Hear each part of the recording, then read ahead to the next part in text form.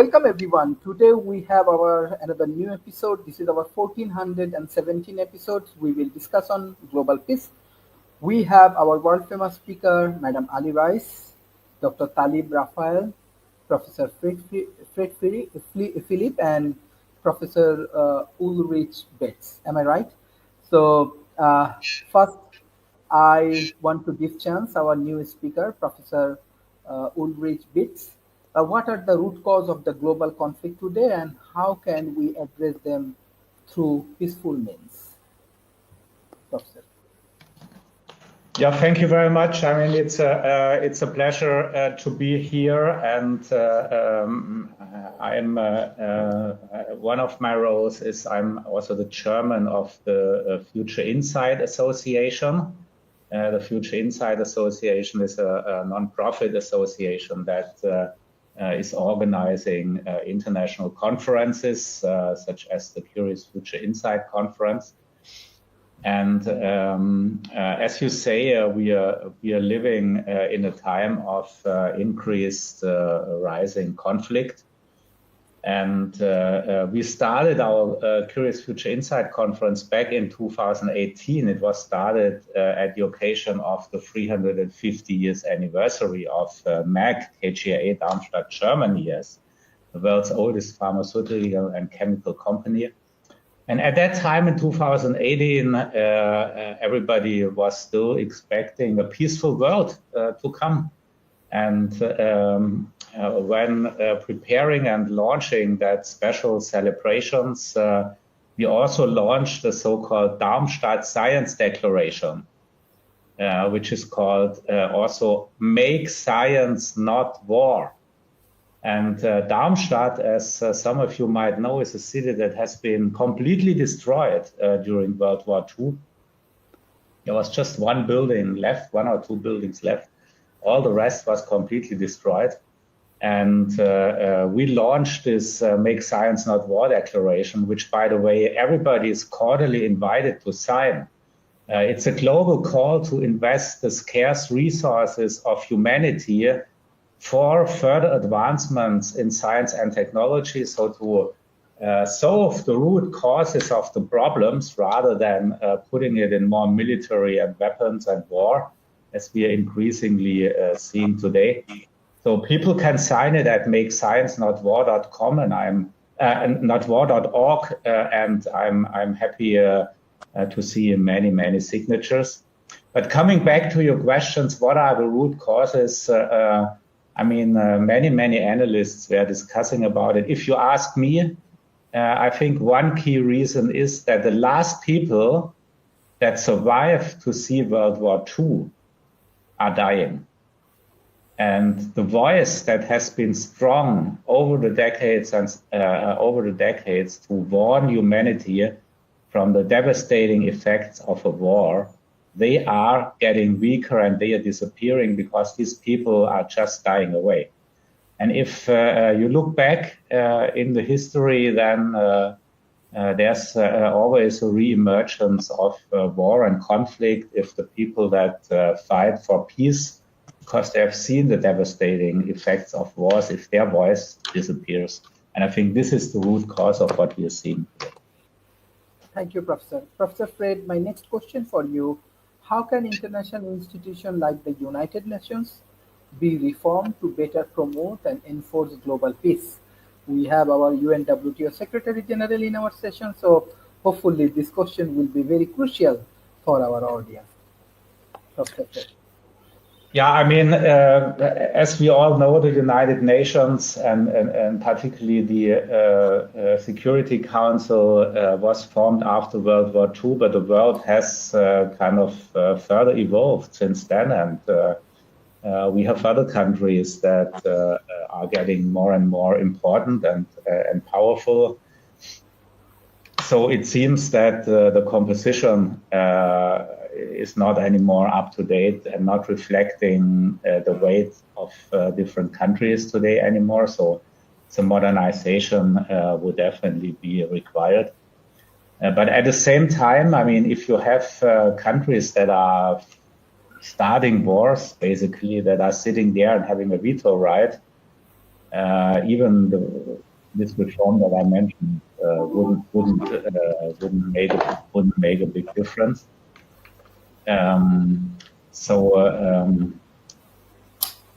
I mean, ideally, the UN should have options to enforce peace and to get sanctions or even troops under their command, which is like a global police. So in the end, I think humanity has now advanced to a stage where without a world government, we won't be able to survive.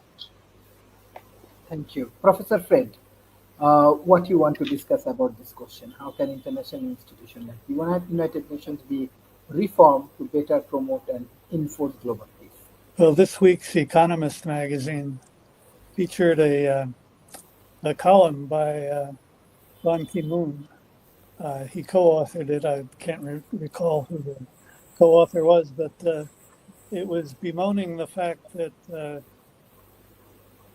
that the United Nations has been weakened. It cited a founding director general of the UN that said that the success of that organization completely relies on the goodwill of the member organizations. And the column goes on to explain how easy it is these days for authoritarian leaders, of which there are such folks in several countries now, to subvert the UN process and to divide the will of the smaller countries that comprise the UN, not to mention the veto power of the Security Council.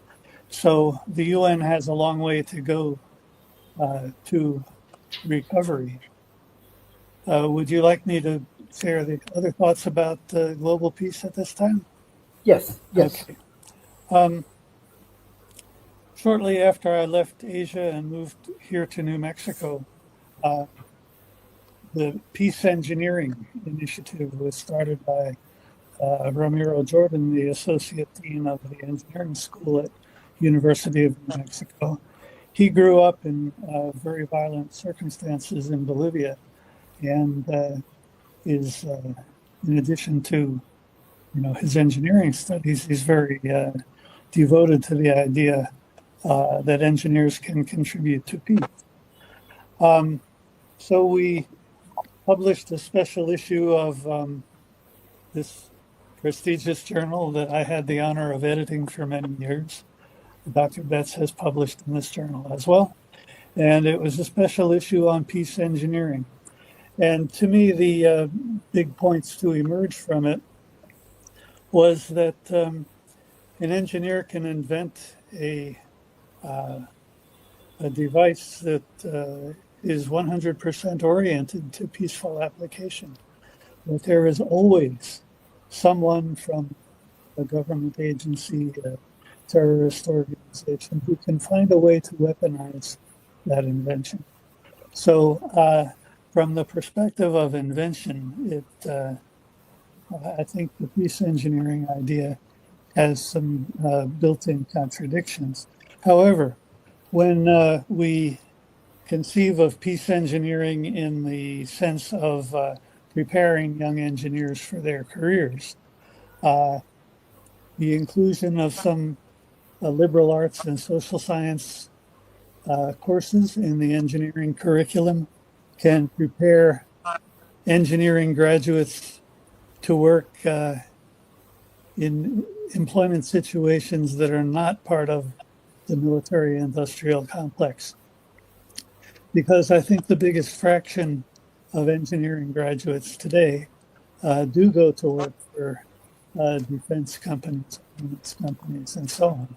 So I think the big contribution of the peace engineering movement can be to prepare engineering grads for alternate employment tracks. The second thing that comes to my mind in the context of global peace is this this art that I've been pursuing and teaching for 50 years now. I've written a couple of books about it. And the founder of this Japanese martial art was the fellow who had been a very rabid Japanese nationalist and, advocate of the Japanese expansionism in the World War II years. And after that, reformed himself and reformed the martial art he was teaching to be one that was oriented to reconciliation rather than beating the crap out of an opponent. I think the philosophy of this martial art is both very subtle and very highly contributory toward peace, because it highlights the rather difficult concept that you cannot frame a binary distinction that you're either a warmonger or you're a pacifist, because an alternate definition of pacifist, and is somewhat cynical, is victim. Okay? So how can you be an advocate for peace without making yourself a passive victim? And this is the balance that we strive for in Aikido. And the concepts are an earlier book of mine from 20-some years ago. The concepts are transferable. They're applicable to business and management context as well. The third thing I want to mention is that last week I took a big risk, I think, by posting a column on LinkedIn about how I saw the history of the Middle East leading to the difficult and tragic situation that it faces today. Oddly enough, most of the reaction to that column has been from Iran. They mostly approve of my perspective, although they quibble about some details. But the thrusts of this were first that we need to understand the nuances of the frames that each participant is coming from. We need to separate the feelings and aspirations of each country's leaders from its people, okay? Because fewer than half of Americans support what Mr. Trump does. Ordinary Iranians want to be friends with America, but Iran's leaders are weaponizing Islam just for purposes of staying in power. There's Islamophobia in the United States, but strangely enough, most of the driver behind the pro-Israel stance of the government here comes from evangelical Christians who believe that when Jews take control of Israel again, Jesus will return. So on the one hand, you have Americans who think that, who have a religious feeling that drives their voting behavior about Middle Eastern issues. And they fear Islam, but and at the same time, while they have some anti-Semitic feelings about Jews in the United States, they have no problem with Jews who are safely far away in their own country. It's very contradictory, and we have to understand the nuances of it.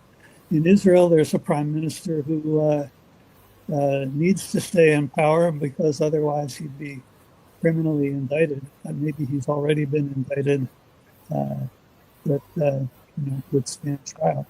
Whereas ordinary Israelis just want a safe place to live.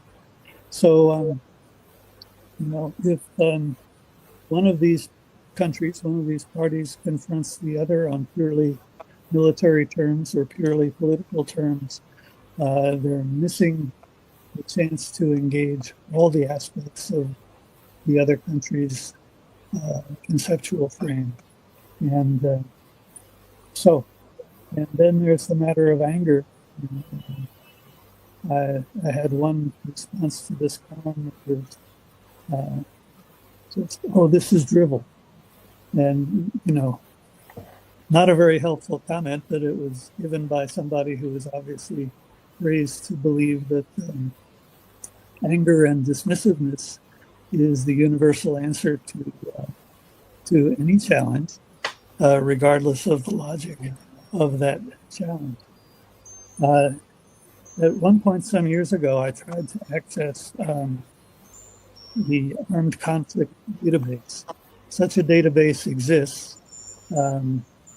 I think the subscription to it is rather expensive, but it should be a rich data source for those of us who are inclined to want to analyze this question of conflict in a research scientific manner. Okay, I think that's all for now. Thanks very much. Thank you. Thank you.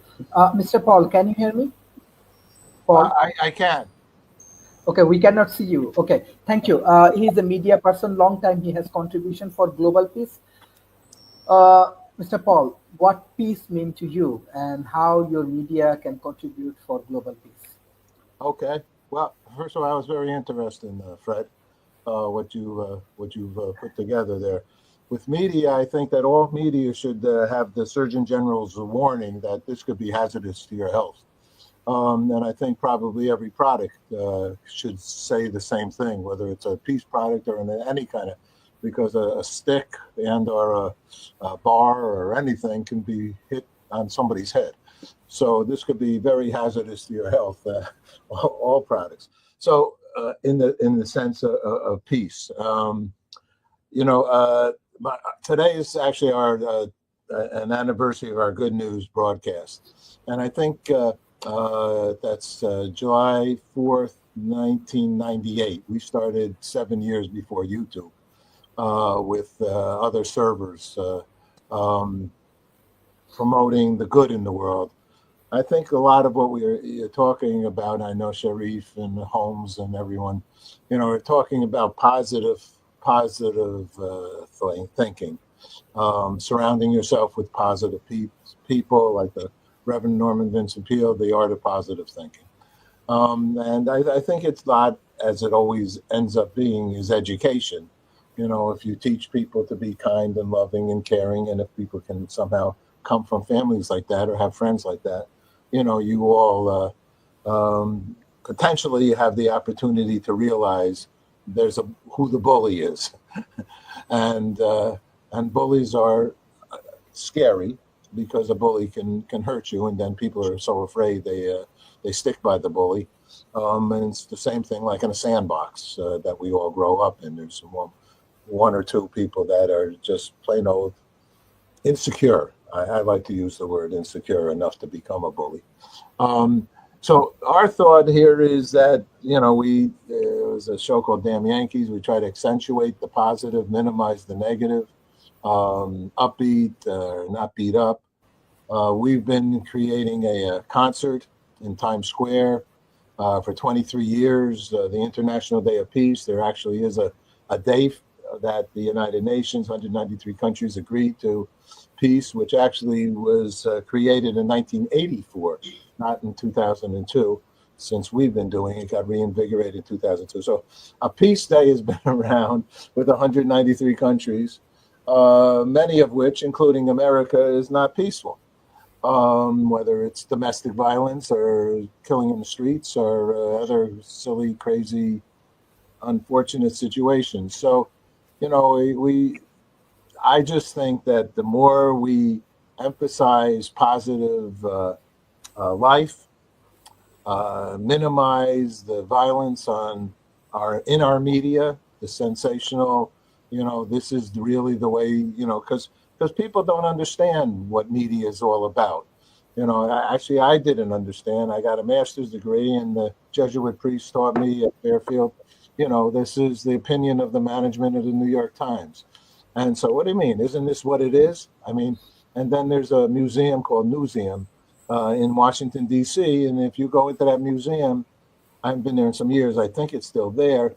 They put out the front page of 50 newspapers, and the same story has a different bent, a different thought of all 50 a newspaper. So, it's a shame. The courses that we probably should be taught in high school or even elementary school.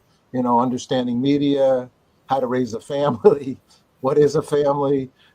Things that are practical that would help us move our lives in a more positive way. Somehow seem trite, I guess. I don't know what else to say, but I think that's all I'll say. So our event coming up in September, which we're focused on, if you know any people who would like to either volunteer, who could donate to our nonprofit. It's a very expensive show, 5-hour live in Times Square.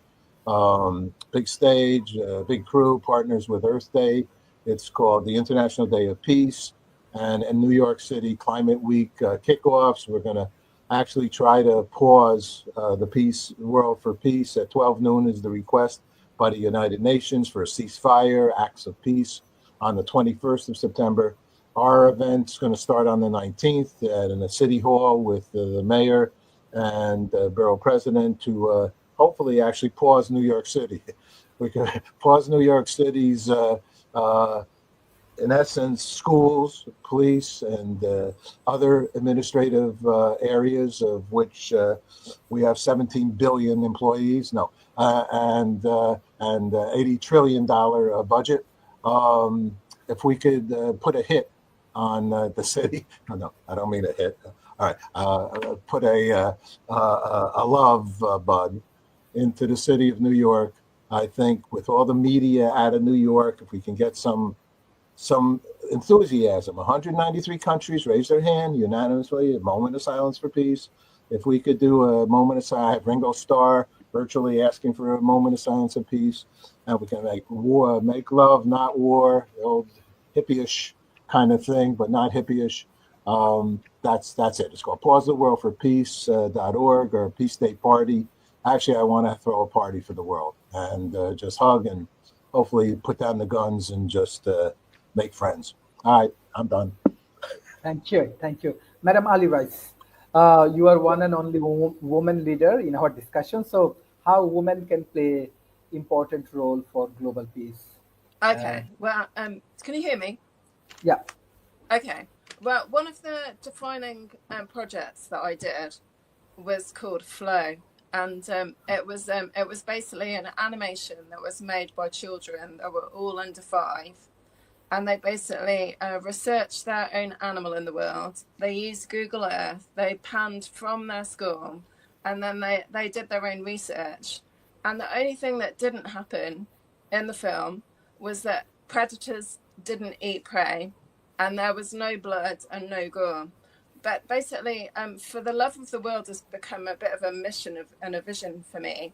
And essentially, the key thing is that it celebrates the beauty and the fragility of the natural world and the kind of wider world as well. So for me, I think I was chosen as social entrepreneur in 2013 because of the way that I'd led creative learning programs, because essentially there were lots of children that were becoming disengaged in British schools, because the thing is that the world's become so visually stimulating, and there's an argument to say that the education system hasn't fundamentally changed.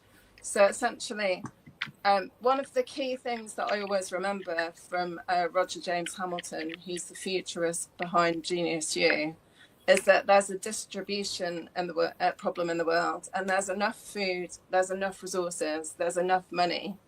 But the distribution of that isn't, it needs to be fair. And I think even kind of access to land and access to opportunity, all of those things are key to making everybody have a happy, fulfilled life. So essentially for me, I think it all starts locally. So essentially community is really important and people need to look out for each other. So, if people need support, neighbours, where we live in a small kind of cul-de-sac. So it's a tiny lane in the middle of the Cotswolds. We're surrounded by countryside. We've got older neighbours that are in their 80s and we look out for them. They look out for us, so essentially it starts kind of locally, but there's kind of also a global reach as well. And I do think that, that that our experience of children dictates a lot about how we feel about ourselves and how we feel and believe we can go on and achieve. And essentially, the education system really fundamentally either supports our children or actually, it actually fails them. And there's some people, in England, two of the most well-known social entrepreneurs are Jamie Oliver and Branson, and both of them were dyslexic and were failed in school, but had the motivation and the skills and the genius to make something happen. So I think sometimes we actually learn to overcome the challenges we have, and kind of where the wound is where the gift is. So essentially, I think, there's lots of things, but essentially for me, the one thing that's really important, my mum was a teacher and a head teacher. Education for her was the be all and end all of everything. But the fundamental thing in our family was there was love and compassion. And I think the thing is, that's where it needs to start. So for the love of the world really is about coming from a place that's heart-centered and supportive. And also that we shouldn't be in competition with each other. We should actually be supporting one another so that we can all achieve our greatness, and our gifts and talents are there for a reason. So I've got I've got a 20-year-old son who's not a teenager anymore, and I've got an almost 18-year-old daughter. And they flourish because they're creative, they're motivated, they're committed, and they use their skills and talents. And all the work that I've done over 30 years in education, that, the people that are happy and love what they do use those skills and talents to make a difference. And I think the thing is, there has to be like purpose and passion behind what you do. And essentially, and for the wider world, I think that as a people, in the time that I've been on social networks, people have power, and essentially people should have enough opinion and strength to actually stop the things that are wrong in the world. And essentially, I think the problem is that there's an elite that kind of are a force beyond everybody else. And most people are either not conscious of what's going on or turn their back because they don't think they can do anything. And it's really the individuals that really speak up and realize that there's something wrong and it's not okay that kind of make fundamental changes. So I think the thing is that, it's kind of down to us to make changes and not have apathy, because the thing is that everybody's got power and intention, and and if not for us, for our children and the children that come after us. And one of the things that I was going to mention actually is that one of the people that always has made an impact on me was David Suzuki, and he was a genetic scientist that runs a foundation. And one of the things that I signed years and years ago was his interconnectedness of things. And that interconnection is about the natural world. And, we all rely on the natural world, and it's, the clean air and water and food and, and the biodiversity, so I think that kind of interconnectedness is really important. And it goes for human life and, wildlife and everything in between. So I think the thing is that sharing resources, embracing diversity, understanding each other, and realizing that it's okay to have different opinions, and kind of collaborating, co-creating things and working in partnership are all the things that are going to get us to a stage when there's more peace. And it's because you don't have to argue to be right, you just need to embrace. And I think that's what forums like this are about. But you need to come from a place when you're not trying to to kind of kill someone's idea or close that, So I think it's much more important to embrace the thoughts and feelings of everybody. So, yeah. And I do think that for me, that if there were more women in power, there'd be less destruction. Because I think it's that women are naturally quite creative and tend to, so when I work with children, boys tend to disassemble stuff and take things apart and then put them together. But girls tend to order things and kind of, they tend not to take stuff apart as it is. So so that's my first thoughts. So for the love of the world is really, that mission and vision of doing things from love. If everybody did that, we'd probably be in a better place. Thank you, Dr. Talib Raphael. Long time you work as a UNWTO Secretary General. So what's your view? There are a lot of issues come from our speakers. Especially the last three speakers. Yeah, am I heard okay? Am I heard okay? I'm heard. Thank you. Yeah. Thank you so much. The last three speakers. I've come from Jordan. I live in Jordan now. And I have been studying. I'm an engineer. I'm an engineer, an architect. I studied in the School of Engineering. And that's how I became an engineer. But that doesn't make me a different person from what I try to be. All of you, especially the speakers. I believe completely in the power of people that are now denied their power, denied anything because of Trump, the US president. Sorry to say this. Americans are that, but I think Trump is a crazy man. What he did in the Middle East was considered by our people to be a crazy act. Our people are much more mature than many people who think about them. They are, you'll see them when you come, Sharif, the Jordanians are very, very accurate people. And they don't like Trump.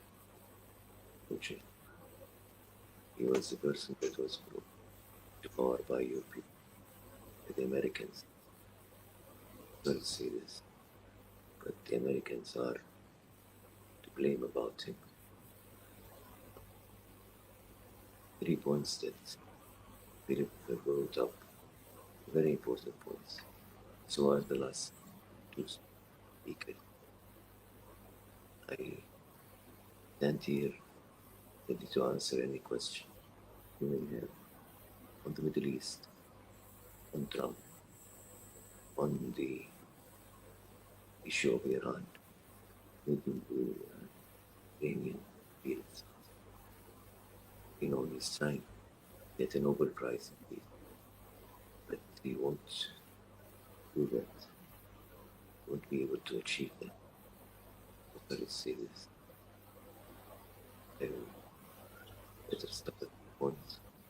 I don't want to continue anymore. I'm ready to answer your question.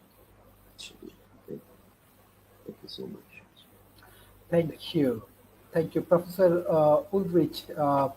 I have very specific question for you. What role can education play in fostering a culture of peace and non-violence across generations? I think you already shared, you had your conference, Curious 2027, Future Insight Conference. If you discuss about your conference and your educational initiative, that will be valuable for us. Yeah, I think education is very, very important because it also creates an understanding of other cultures, other backgrounds, and helps people not to see the enemy, but to see the potential partner in the other one. And on another level, education, if you take education as the basis of science and the advancement of science, then it's also clear, and I think it's a famous quote from Albert Einstein, I don't know with which weapons World War III will be fought, but World War IV will be fought again with stones. And the science arises from education, and science actually makes conflict and war also more dangerous. So we must be aware that science itself is a double-edged sword. You can use science for the good and the bad. That's why it's very important to combine science with solid ethics and inspiration or even spirituality in order to form the required moral and ethical background behind it. And I like very much what Ali Rice said, that love is the only thing that can in the end unite people and fight war. And what's very important, if you also look in the history of philosophy, then the question always comes up, can love and ethics, can it be rationalized? And we had decades-long philosophical debates about it. Is it something that comes as an inspiration from a spiritual dimension, or is it something that can be rationalized?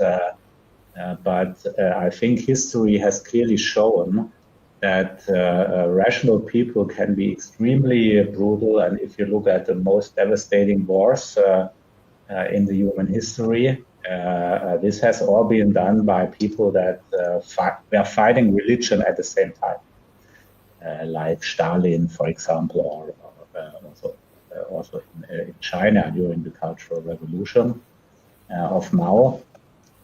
So education itself is not enough, but we need to combine education and science with a solid moral religious understanding. And I wrote a book on the topic. It has appeared at Springer. It's called Science and Religion United, the Salvation Machine. And the book explains the origin of science and makes the connection to something that is beyond pure materialism. Because I'm convinced we need to get this guidance on what is morally good and what is moral bad. We need to get it from somewhere else. It's a kind of the final decision. The free will, the question everybody has to ask. In my opinion, it can't be rationalized because killing everybody so you own everything is also rational. So we must be very, very careful. Rational education alone is not enough to preserve peace. We must turn to ethics and religion. So we need a spiritual renaissance. I call this in my book a digital spiritual renaissance. And I'm making the prediction in the book even that the emergence of artificial intelligence will trigger this digital spiritual renaissance because people are seeing the only thing that separates us from the machines is spirituality. The machines can do everything better. They can run faster. They can calculate faster. They remember things better. They can now even write better books and texts. There is nothing left for humanity to differentiate. So we see that spirituality is the key thing, and only that can preserve in the end peace. Thank you, Professor. Professor Fred, my next question's about definitely climate change. How does climate change threaten global peace, and what cooperative strategies are needed to prevent climate-induced conflict? And you also introduced through Tando these climate leadership programs. It will be valuable for all of the emerging economy like Bangladesh, India, Pakistan, Middle East, Jordan. So if you share your views about climate change, that will be very valuable for us. Can you unmute, please? Yes, indeed. Thank you, Sharif. Part of our educational sound is to help people to understand the difference between observation and interpretation.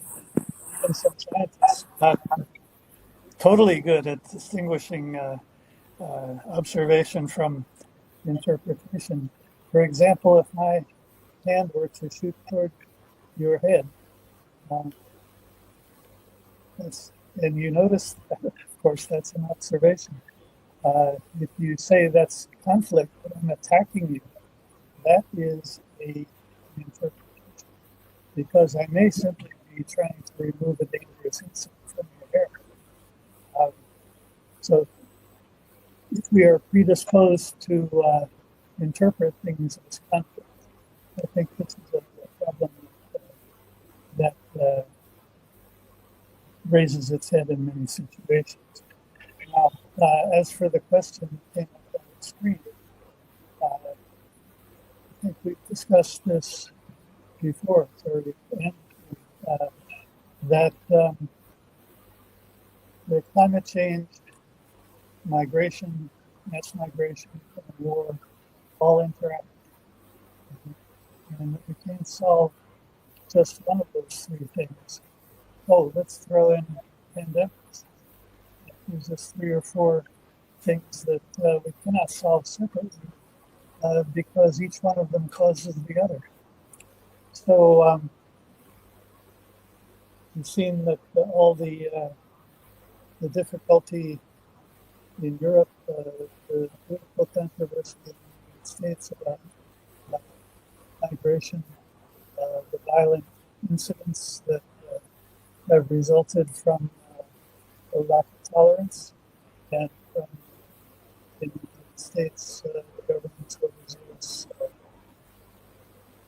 actions in terms of capturing and deporting people whose immigration status is not necessarily illegal, but simply questioned.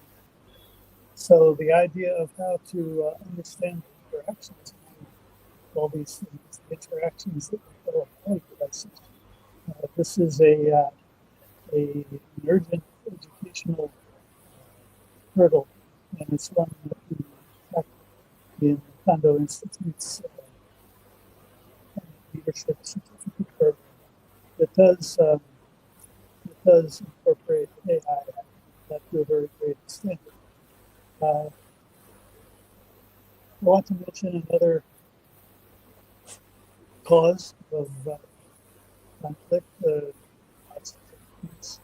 A cousin of mine has made a really wonderful career for himself as a scriptwriter and producer for the CSI television program. CSI standing for Crime Scene Investigation. Okay, so she, and Molly, she is a woman. All these scripts involve guns, and that's not the only television program that's very heavy on featuring guns in the script. And so Hollywood is, to a great extent, a cause of the problem we're talking about here today. We really need to be able to invent storylines that are gripping without so much violence, and in particular without so much guns. So I agree that more women in leadership roles would be very, very helpful, but it's not because of the and Reverend Paul, you mentioned the Woodstock Festival. I did not attend it, although the following year I went to a similar festival in Wisconsin. But the connection, which is just a whimsical thing. My late father's last girlfriend was the ex-wife of Max Yaskin's brother. And for those of you who are not Americans, in the audience, you remember the song about going down to Yaskin's farm when joining a rock and roll band. That's because the Woodstock Festival, the famous Peace and Love Festival, took place on a farm owned by a fellow named Max Yaskin. Thank you, sir. No, just Thank you. Yes, Paul. I'll just add a couple of funny notes or whatever. Okay, I did the 20th anniversary of Woodstock with Richie Havens. Richie started the Woodstock singing "Freedom," and I ended up doing it here in the city. I had the Great Lawn, but I couldn't raise $700,000 to do it here. Now it's $7 million to do a concert in the Great Lawn, and I gave the land to the Global Citizen organization that has been quite successful. worldwide doing a lot of good things. So that's that. But to talk about, if you don't mind, Sharif, about climate, and one of my friends was Pete Seeger. I don't know if you know his name. He's in the Bob Dylan movie, and Pete Seeger helped clean the Hudson River here with his Clear Water organization. And Pete wrote a song of which we played up at Max Yasker's farm. I'm not a hippie. I'm a conservative guy. I was never a hippie-ish kind of guy. I'm into the peace kind of thing. So he wrote a song, and we've had many, many singers sing it, say, water, not weapons. And so we've promoted the reality of the concern, or the potential concern, of water wars. Okay, with the knowledge of water, and we helped my partner Phil Sowers created World Water Day at the United Nations with Tajikistan. Water, talking about climate concerns, and is, of course, the sustenance of life, and we, even though we have a lot of water on Mother Earth here, right? It's not drinkable. And so if we could put a couple bucks into desalination, which is a big energy user, to create or come up with more, taking the water out of the skies, that would be a good thing. And I just did an Australian thing where people from a local island not far away from Australia, 3/4 of the island, its population has moved to Australia. So the fact is, in Manhattan's an island. And so many places where people live, because people seem to like to live near water. And water is a big, concerning, potentially hazardous and or war-oriented. So part of the climate concern. I would like to directly comment on that. I think that's a very, very nice example that it's better to put the resources in solving the problems at its root cause rather than on weapons, so rather create more water or better purification technologies. And I would like to share a quote that came up by the scientist Avi Loeb during a discussion at one of the Curious Future Insight conferences. And he said, "War is a zero-sum game. Science is an infinite-sum game." And I think that brings it up very, very nicely. Thank you, Professor. Thank you. Ali Rice, you want to add any points? No, because I think the thing is that, because I spent 10 years working in California, and correct me if I'm wrong, but a lot of the mountain water is taken by a pipe all the way down to Southern California, isn't it? So I think that kind of the control of water and resources across the world is fundamental to what happens, and that's fundamentally what we rely on as well. And even we live in the Cotswolds, but the Cotswolds are hills, and one of the other areas that's really close by is called the Malvern Hills. And the Malvern Hills has access to drinkable spring water, but the local people aren't allowed to access it. So I think the thing is there has to be question marks about why the authorities make decisions that they do. And essentially it is so that we can pay for resources, so we don't get free resources for free.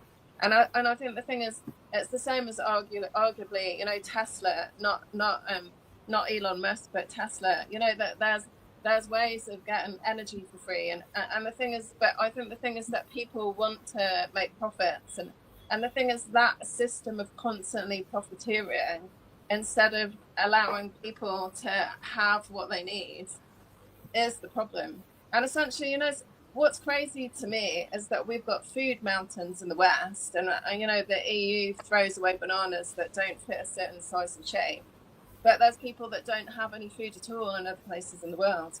And and the thing is that we're so materialistic in the West as well. Some people don't even consciously even realize that there's so many problems that people are kind of in survival mode. So I think there's also poverty. There's pockets of poverty everywhere in the UK as well, because they're standard of living is so high that some people in the winter have to choose whether they heat their homes or eat. And that's the thing, is because, and I actually have, you know, since 2020, I actually think that if you look at the history, that in 1920, 1820, there's always been a reset, and the resets usually always happened through war. And essentially what's happened that I'm very aware of is the systems are quite broken, so they can't be financially sustainable. The education system, the financial system, you know, even the food system, you know, there isn't. So essentially, I think they deliberately make, you know, like the lockdowns, I think were a deliberate agenda to stop people in their tracks and have control. And the lockdowns, I still think, are going to be the excuse for the fact that those systems were in jeopardy anyway. So, you know, so I think they're, and it's really shocking to me that we've gone through all the lockdowns and now there's wars all over the world. You know, it's you know, in this time and space, you think that humans would know better, wouldn't you? But they obviously don't. So yeah, it's shocking. Yeah, really shocking to me. Thank you, Dr. Talib. Dr. Talib. Yeah. Yeah. Thank you so much. Thank you, Sharif. Thank you for it.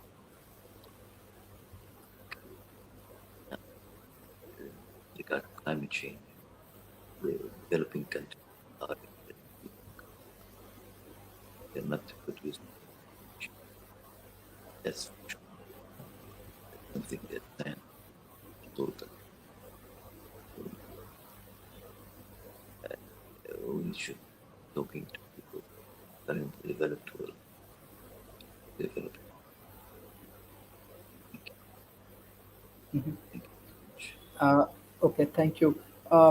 Professor Ulrich, we have next question for technology. How might emerging technologies such as AI and drone be used both as a tools of peace and tools of war? I mean, it comes back to the dichotomy that I elaborated on in my previous answer. So technology is always neutral. You can use it in both ways, and AI certainly has a chance to empower further and to leverage further the playing field, because it can be used by more or less everybody in the world can log into ChatGPT and use these bots. It's an enormous empowerment of humanity. So everybody basically has 100, 200 professors at their fingertips where you can ask questions about everything. It's incredible, completely unprecedented in the history of humanity. With drones and AI, and if you combine robotics and AI, then obviously we are getting into a very, very dangerous area. The robots might decide to kill somebody or to initiate destruction without any human being even involved. So the algorithms make the decision about life and death. And I think that is really very, very dangerous. And I think many world leaders have warned about that. I think it will be a key question how that can be controlled in the future, because it's in the global arms race, it's a speed question. You know, if you have one country that has installed this artificial intelligence guided drones or other weapons, they are much faster versus other countries where you still have humans in the loop. I don't have a solution for the problem, but I think it's a very, very big threat that is currently brewing there. Thank you. Professor Fred, my next question about the engagement of grassroots level. What is the role of youth and the grassroots movement in promoting sustainable peace in divided societies? One reason that we target this certificate in climate leadership to fourth year university students, graduate students, recent graduates, young employees is because it's the young generation that enunciates the greatest amount of concern about climate change. The older folks engage in denial, or they already are at an age where they have financial incentives for denying climate change or being financially wrapped up in the what's the word? The established technologies rather than the green ones. You know, the incumbent technologies is the word that I'm looking for. So that all ties in, of course, with our discussion of education. They're the ones who are at the age where they're still engaged in educational activities. And we would want engineering students, harking back to the talk about peace engineering, to understand the consequences of what they're inventing. As Dr. Betts says, it's all neutral, but we do need to have them educated in technology assessments so that they and we as a society can try to understand in advance what are the pluses and minuses in terms of the potential applications of these technologies, and feed that information into the policy formation process. Now, I think everybody knows that Isaac Asimov had his 3 rules of robotics, and primary of which was that robots are not allowed to hurt people. But poor Isaac Asimov is spinning in his grave right now, because once robots and AI actually did come onto the scene in a cost-effective manner, who was the first to grab onto them? The military for weapons. So things have not turned out the way Asimov thought. People still talk about robots in the plural. There was a very telling phrase, I forget who originated it. There is only one robot. Because we can use AI and robots as pretty much synonymously, because robots are the mobile instantiations of AI, and they all talk to each other. And we know that large language models from different companies have learned to talk to each other. So there is one, you might say, one global artificial mind. And who, of course, we can all use it, as Dr. Betts said, but who controls it? This is the source of much of the discussion we've had in other video casts in this series, and a lot of the political difficulty right now with Mr. Musk and Mr. Kyle and all the tech firms. So, yeah, there's only one robot, and we have to think of what are the consequences of that. Thank you, Professor.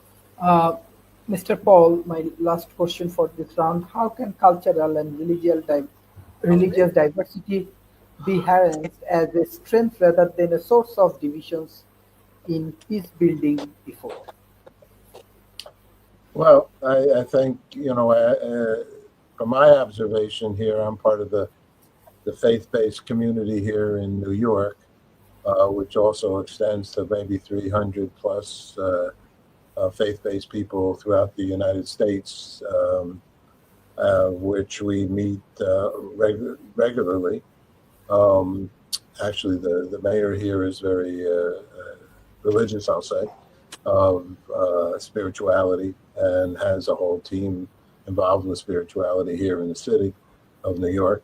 Once again, it's the people who utilize religion as a I'll put it in quotes, as an excuse to cause harm. Obviously, do not understand their religion, because I guess I believe they, it's not what their religion stated. I don't believe. From my interfaith seminary 2-year study from all the different religions, I don't believe that the interpretations of what I was taught from Imam Faisal or from the Rabbi who's Geldorf or the priests or the Buddhists or all the people, no one said that kill your neighbor.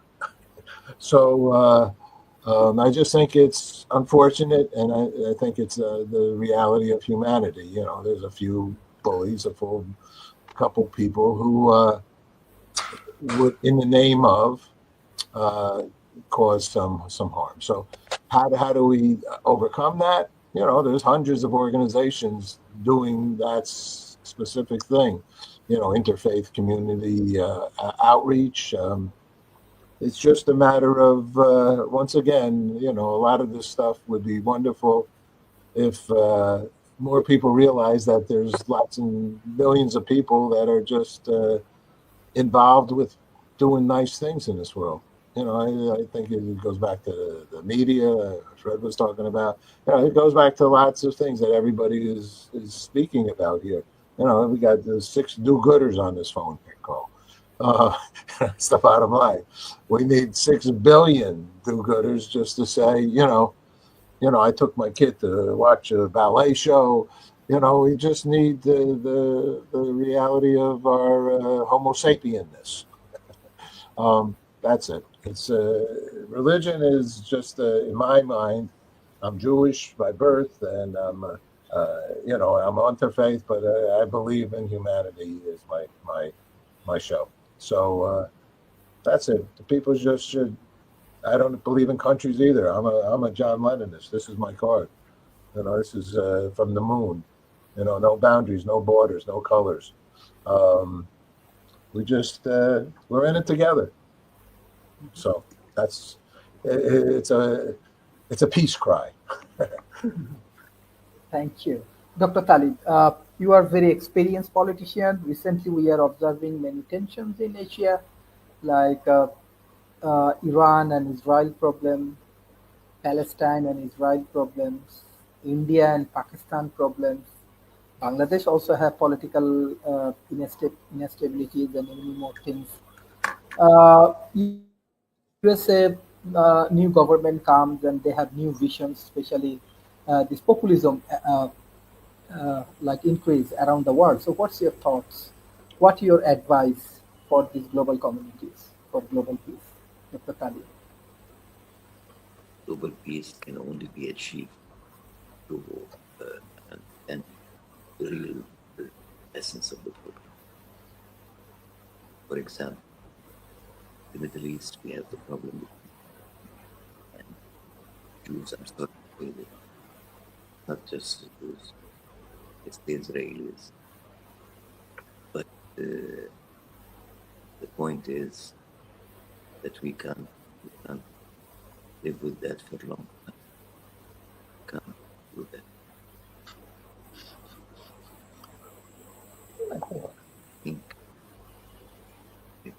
that the world peace can be achieved only by letting people interact with people and create better words. That's the only way to do it. And I have been working in Buddhism for a long period of time. I believe that Buddhism have a little the way people understand each other, and they start taking down the stereotype of people. That's what I say. Thank you. Thank you. Ali? Yeah, thank you. Ali? Yeah. Yeah. Well, my thoughts are that when I was 21, I went to work in the States, and I used to run arts and outdoor programs in the middle of the wilderness. And I was working with lots of international people, one of my best friends actually is still one of my best friends to this day, and she was from Russia, and another one was from Nairobi. And essentially what was crazy is that we would never have met one another unless we were working together at the same residential camp. And essentially both of them opened my eyes to completely new experiences and completely diverse ideas of what happened when they were growing up, how their culture was. And that's, to this day, I think the thing is that unless you travel and you understand that everybody's experience is different and unique, that you don't really understand the world. And you also, I don't think you really appreciate what you have in your own country until you travel abroad and then come back. So I think the thing is, and essentially, so my best friend is still in Russia. She's a professor of English at Moscow University. She's got 2 sons, and one of them is abroad and training, so he's doing a degree over in the Netherlands. But if he was at home, he'd be conscripted to fight. And I've had conversations, and she said that she doesn't want to lose her sons to war. And the thing is, there are no winners in war. So essentially, I think the thing is, if we come from a place of love and compassion and understanding, and kind of work to create kind of a way of working so everybody wins, and that it's the same as, you know.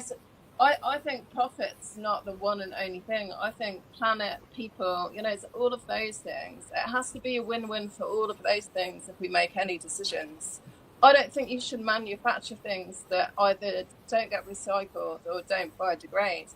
And I'm a real purist in the fact that we need to do things differently. We shouldn't have loads of junk put in our food and our drinks, and and there's a level of consciousness that's missing, because there's no regulation in what's going on. And essentially, fundamentally, sometimes, one of the things that I loved about being in Malaysia is that they were the most amazing people that were happy. They lived in an incredible place. They had great food. And I got to know the nature specialist at a 5-star hotel that I worked at. And what was really cool was that when they needed a house in their community, the whole community got together to build it. And I think the thing is that that's what's incredibly inspiring. There was no planning, or there was no application or kind of authority to stop you doing what you needed to do.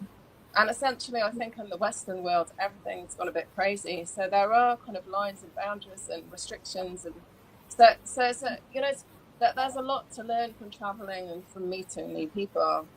And so for me, it always is about kind of coming from a heart-centered place and trying to make a difference in service, so that you use you use your gifts and talents to make a difference to the world. And if everyone had that kind of mission to do something, then I think the world would be a better place. Thank you. Professor Fred, what's your closing remarks for today's session? Can you unmute, please? Once again, I think we need to understand from what frame your interlocutor is speaking from. People speak from the personal frame, the organizational frame, the religious frame. And if I'm talking to you from the personal frame, and you're talking from the political frame, we're going to conversation is going to pass right by each other without achieving any understanding. When I spoke about that there's only one robot, I want to connect that to the fact that we need to examine our own deep psychology, where deep history is. In Greek stories, people made pilgrimages to Delphi to ask a question of artificial intelligence of that age. But now, and in most science fiction that I read when I was a youngster, you had to make a pilgrimage to the world's primary city in order to ask a smart machine a question. Now you don't have to do that. In very deep history, before Christianity and Judaism and Islam, fear was a survival mechanism. Fear, insecurity, and the resulting aggressiveness is what helped your family or your tribe to survive. And some of that is still inside us. We need to face that and understand when it's helpful in the modern day, in the present day, and when it is, in most cases, not helpful. Thank you. That's my closing point. Thank you, Professor. Uh, Professor Ulrich, what's your closing remarks for today's session? Yeah, I think in the end one should stay optimistic. There have been ups and downs in human history, but overall the trajectory of progression was clearly going upwards, so getting better. And I think if we take also the combined teachings of all world religions, which are actually almost identical when it comes to ethical moral behavior, the rules are very, very similar. I think we should all be positive and if the good people, so to speak, talk and share their voice and inspire others, then light and good will win. So don't be too frustrated or too negative. Thank you. Mr. Paul, what's your closing remarks for today? A lot of good thoughts here being shared. Thank you. It's a big honor to get an opportunity to speak with you all. I guess the meek will inherit the world. No, wait, the meek have already inherited the world. It needs some organization. You know, people who don't want to fight wars, people that don't want to see violence.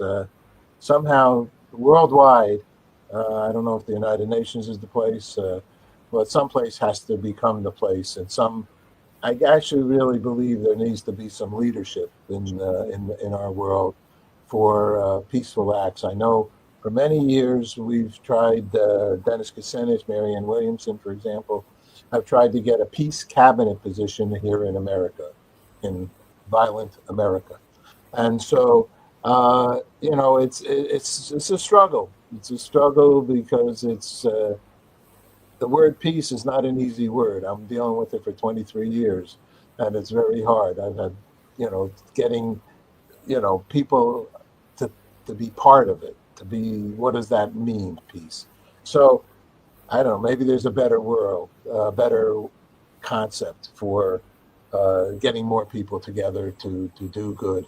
And I think and I know because I'm in the Good News broadcast, I've done thousands of shows, and I know billions are doing good things, you know, and it's just a little few that aren't, but that cause real havoc, you know. So just got to accentuate the positive. I wish we had more positive media that at least started there saying, you know, 10,000 flights took off. We did have 2 problems, though. I don't know. It's a concern, but it's all good, and you're all good ones. And thank you, Sharif, for including me. Thank you. Thank you. Dr. Talib, what's your closing remarks for today? Well, say that we need to be optimistic. Again, can't live without optimism. I agree completely with you on this. But being optimistic is one thing, and that the role of the United Nations and world leader is another. Because the United Nations, as it stands now, not an organization, can produce any good security controlled by the 5 big powers of the world. And a Security Council actually dictates things. So the United Nations is a very important organization. I agree with you. I think it's played a bigger good role nowadays. It's still not a very effective organization because it doesn't include itself in the real problems of the world. Thank you so much. Thank you. Sharif, including. Thank you. Thank you, Dr. Tani. Ali Rice, what's your closing remarks for today? So I think the thing is that you need to. Well, I do a lot of yoga and have done since I was about 14. And I think the thing is that the peace, we generate our peace and our light and our compassion from being grounded and inwardly serene. And essentially, I think the thing is that I think the way that the culture works in the Western world, and obviously I live in England, is that there's a constant pressure to better yourself, and then it makes other people feel not worthy, and there's also a social class divide as well. And I think the thing is that we all matter wherever we are in the world, and essentially we need to actually harness our power and realize how much creative power we have to change our own circumstances and impact others. And I think, and everyone's got that ability to do it. And if you're an artist like me, I think the thing is that you don't realize that the creative power is within us all, and we all create our reality. And I do think that the news tends to render fear, and most news on the the news channel that we watch, it is predominantly bad. So I think the thing is that good news channels and choosing your friends and your colleagues and the people you work with wisely is really important. And also, the most fundamental thing that you ever do is be a parent and nurture your children to love the world and be in awe of it. And I think the thing is that it fundamentally comes back down to love. So you can't go wrong if you're. Thank you, everyone. It's an excellent discussion in terms of global peace, which is very important right now. We have a lot of tensions around the world. Peace is important, but I'm very much optimistic when I see Professor Fred, Professor Ulrich, Paul, Talib Rafal, Ali Rice, and all of you have good initiative for global peace. Everyone has some good things. So World Talent Economic Forum, that is our objective. We want to bring all of the good people together. We want to go for positive thoughts, positive initiative, and by this way, we can make a bridge in between global north and global south. And that is the way we can solve many complex problems together. So thank you everyone for joining today's sessions. I request all of our audience, please share our content as much as possible with the government agency, corporation, and academia. Thank you everyone for joining today's sessions. Thank you. Bye-bye and take care. Thank you. Thanks, Sharif.